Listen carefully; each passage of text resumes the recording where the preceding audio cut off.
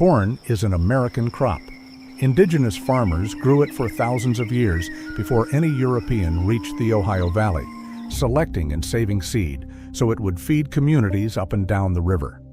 When families from Pennsylvania, many of them Scots-Irish, raised on the old country's habit of turning grain into whiskey, crossed the mountains into Kentucky after the Revolution, they planted that corn because it grew fast and filled the new ground. Then the harvest created a problem no one could carry away. A family could eat the corn, feed the hogs, hold back seed for next year. The rest of the crop was bulky, heavy, and quick to rot in the damp. There were no roads over the mountains worth the name. A wagon load of grain was worth little per pound, and by the time it reached a distant buyer, it might be spoiled, gnawed, or lost to weather. The frontier grew more corn than it could move, so people moved the value instead of the grain. They ground the dried kernels into meal, mixed it with water, let it ferment, and boiled the mash in a copper still. 1 bushel of corn that could barely pay for its own wagon ride became a few gallons of spirit that did not spoil, took up a fraction of the space, and held its value in any market. Distillation concentrated a harvest into something portable. The same hands that planted and picked now ground, boiled, and distilled, and the whiskey they drew off was not a luxury. It was the most reliable thing a farmer owned. That is why whiskey became the money of the frontier, accepted for salt, gunpowder, labor, land. A man with a still had a bank on his property, one that turned rotting surplus into a liquid that could be stored in a barrel for years and sold anywhere the rivers reached. And it is why, when the young federal government needed cash to pay its war debts, it looked straight at the still. In 1791, the United States placed its first federal tax on a domestic product, and the product was whiskey. The government needed money to pay what the Revolution had cost, and the still was the most visible, most taxable thing the frontier owned. To the farmer who had built his whole economy on distilling his corn, the tax was not an abstract policy.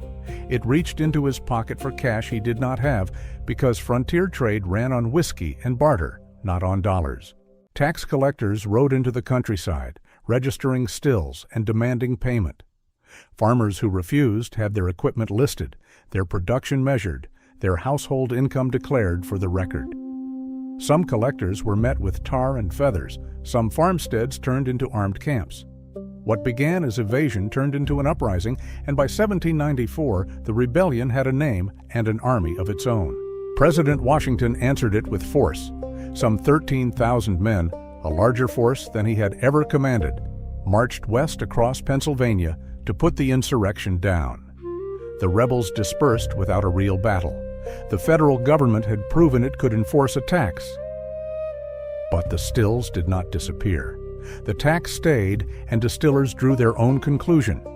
If the government could reach them here, there was cheaper land and thinner enforcement further west. Families sold out, loaded their stills and their seed corn onto wagons, and moved toward Kentucky, where the ground was said to be rich enough to grow corn without trying. The rebellion had failed as a revolt and succeeded as a push. The craft that Pennsylvania had made its own was about to land in a place with different water, different wood, and a different future. Kentucky gave the frontier distiller 3 things at once, and all of them were local. The first was corn, planted in soil so fertile that a family could raise a surplus large enough to distill. The second was water. Distillers drew from springs that had filtered through limestone, water clean of the iron that could turn a mash sour, carrying minerals that fed the yeast and kept fermentation steady. The third was wood. The forests were full of white oak, dense-grained and watertight, the best barrel timber on the continent. Watch the work that those 3 things demanded. A farmer cut and shucked the corn and shelled the ears into sacks. A distiller hauled spring water in barrels to the mash tub, stirred the ground grain into it, and let the yeast work for days before the whole mass went into the still. A cooper felled white oak in winter, split the logs into staves, and shaped them so that they would swell tight when filled. None of this was new craft. Kentucky did not invent whiskey, and it did not invent barrels. It assembled every raw material needed to make a distinctive one within a single day's walk, which almost nowhere else in the young country could do. And the people doing that work were not only the families who claimed the land. Enslaved men and women made major contributions to early Kentucky distilling. Many were skilled coopers and distillers themselves, and surviving ledgers record enslaved workers being rented out to distilleries, their labor building the barrels and running the stills that made the region's whiskey possible. The industry grew on that forced labor as well as on freehold pride, and both belong to the story. What came off those Kentucky stills, though, was not bourbon. It was raw spirit, clear, harsh and sharp, the stuff called white dog, with none of the amber depth that the name would eventually mean. The grain and the water were in place. The thing that would turn raw corn whiskey into something new was made of wood and fire, and it was waiting in the forests. The charred oak barrel is the hinge of this story, and it was not a lucky accident. French distillers had aged brandy in charred casks since the 1400s, so the technique was old and deliberate by the time anyone in Kentucky reached for it. Historians argue that sometime in the early 1800s, a Kentucky distiller began aging whiskey in charred oak on purpose, aiming at the French-speaking drinkers of New Orleans, who already knew the taste that charred wood gave to spirit. Nobody knows who that first distiller was. The old story of a Baptist preacher whose barrels caught fire and turned whiskey great is a legend, not a record, and the legend should stay a legend. What the charring actually did is physical. A cooper set the inside of a finished barrel alight, letting the fire caramelize the sugars in the oak and leave a layer of charcoal across the grain. Then the clear white dog went in, and over months and years the wood gave back what the fire had unlocked. Amber color, vanilla, caramel, oak, and a smoothness that raw distillate never had. The charcoal worked as a filter, softening the spirit as it sat. The same whiskey that had been harsh and colorless came out of the barrel colored, mellowed, and different from anything made in the old style. The barrel did one more thing, and this is what sent the whiskey out into the world. A charred white oak barrel is a strong, sealed, stackable container. It held the spirit, it aged it, and it let a man roll it onto a boat. Raw whiskey had always been sold close to the still because it was fragile and cheap to carry per gallon. Barrel-aged whiskey was cargo. Once the barrel existed, the river existed as a road, and the next part of the story moved downstream. The barrels went onto flatboats at landings along the Kentucky shore, heavy oak, rolled down planks, stacked on decks built for one trip. A flatboat was a floating warehouse with a steering oar, built to drift with the current and often sold for lumber at the end of the run. The men on board pulled through the Ohio's shallows, watched for snags, and let the current carry them past the mouth of the Mississippi and down to New Orleans, a journey of about 3 months. Think about what those 3 months did. The whiskey rode through summer heat in a wooden barrel that was still working on it. Heat pushed the spirit into the wood. The boat's constant rocking sloshed it against the charred interior. The oak kept giving up color and flavor. By the time the barrels were unloaded on the New Orleans levee, the whiskey had aged on the voyage, a product that improved while it traveled, which almost nothing else in trade could claim. Merchants sold to a French and Creole city that already understood what charred oak did to spirit, and they paid well for the amber whiskey from upriver. It was in this commercial circuit that the drink picked up the name bourbon, though the exact path of that word is genuinely murky. The name comes from the French royal house of Bourbon, whether it honored Bourbon County, Kentucky, where much of the whiskey was made, or Bourbon Street in New Orleans, where much of it was sold. No one can say with certainty, and the honest answer is that both stories have been told and neither can be proven. What is certain is the mechanism. The river carried Kentucky whiskey to a paying market, and the journey itself made the product better. The style had a name, a market, and a reputation. And a reputation that valuable was about to be claimed by everyone. Through the 1800s, the same recipe traveled wherever the ingredients did. Corn grew in Pennsylvania, Ohio, Indiana, and Missouri. White oak grew across the eastern half of the continent. Limestone water was not unique to Kentucky, whatever the romantic claims say. So distillers in other states began making the same kind of whiskey, corn-based, barrel-aged, amber, and calling it bourbon because by then the name sold.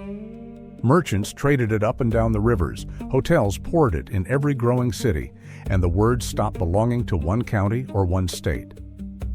Kentucky had effectively lost exclusive ownership of the thing it had created.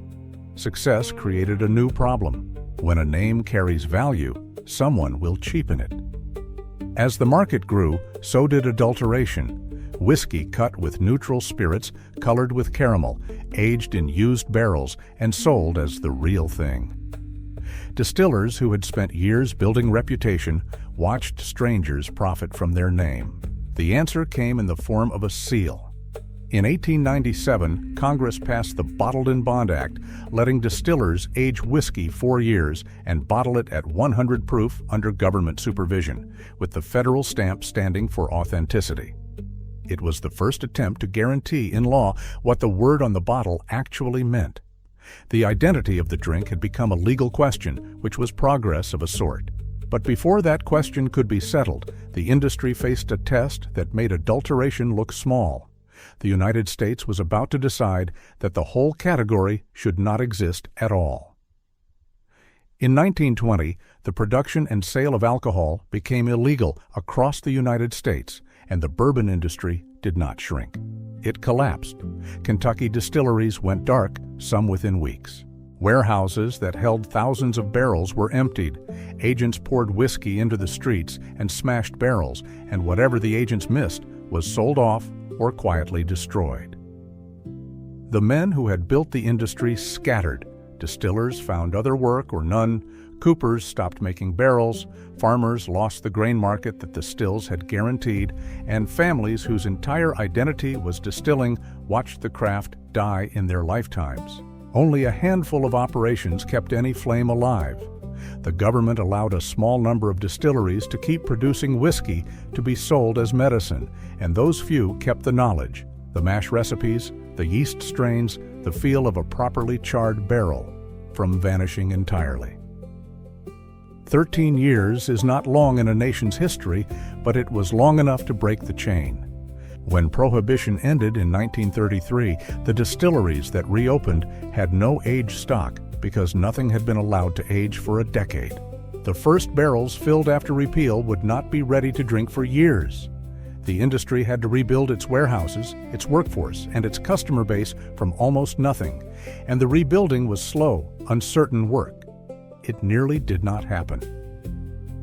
The survival of bourbon through the 1930s and 1940s is not a story of inevitable triumph. It is a story of a few companies betting on a product that had spent 13 years being illegal and could not be sold quickly, even when legal again. Every barrel they filled was a wager on a future that had not arrived yet. The bet paid off slowly. Through the 1940s and 1950s, distilleries came back, filled barrels, and waited out the aging, 4, 6, 8 years before a drop could be sold as bourbon again.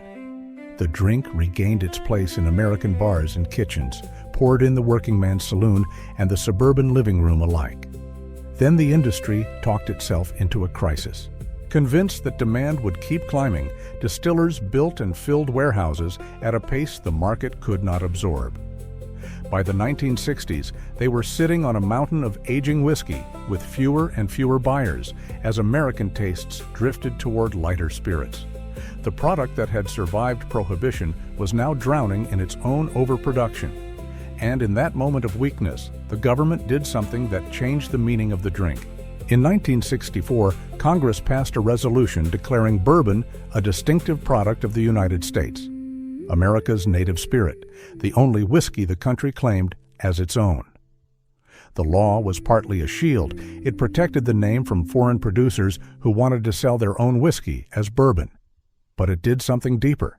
It wrote the definition into public record. Bourbon would be made in the United States, from a mash of at least 51% corn, aged in new, charred oak barrels. What had been a frontier habit, then a regional style, then a disputed trademark, was now a matter of law. The drink had a legal identity, and that identity was American by definition. The timing mattered as much as the law itself. The resolution gave the industry something to rally around, just as it needed to clear its surplus and rebuild its image.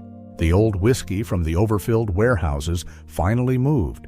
The distilleries that had survived the bad years found their product in demand again. And the law pointed back to the place where the raw materials had always been. Kentucky, which had never stopped making most of it. Today, the numbers close the circle. Roughly 95% of the world's bourbon is made in Kentucky, and around 11 to 12 million barrels sit aging in warehouses across the state. More barrels of bourbon than there are people in Kentucky. The industry is in its largest expansion since the 1970s, and the work looks much as it always did. Farmers grow the corn. Distillers draw the limestone filtered water. Coopers build new white oak barrels and char them with fire because the law still demands a fresh barrel every time. Warehouse crews stack the filled barrels high in open-sided rickhouses, and then the Kentucky climate takes over. Summer heat expands the oak and drives the whiskey deep into the wood. Winter cold contracts it and pulls the flavor back out year after year until the barrel decides when the whiskey is done. That rhythm is the direct descendant of the frontier still. The same three ingredients, corn, white oak, limestone water, that assembled themselves in Kentucky in the early 1800s still define the drink. And the barrel that once floated down the Ohio to New Orleans still does the work of turning raw spirit into bourbon. The farmers, distillers, coopers, and warehouse workers of today are doing the physical job their predecessors did on a scale those predecessors could not have imagined. So the next time you pour a glass of bourbon, you are holding the answer to the whole chain.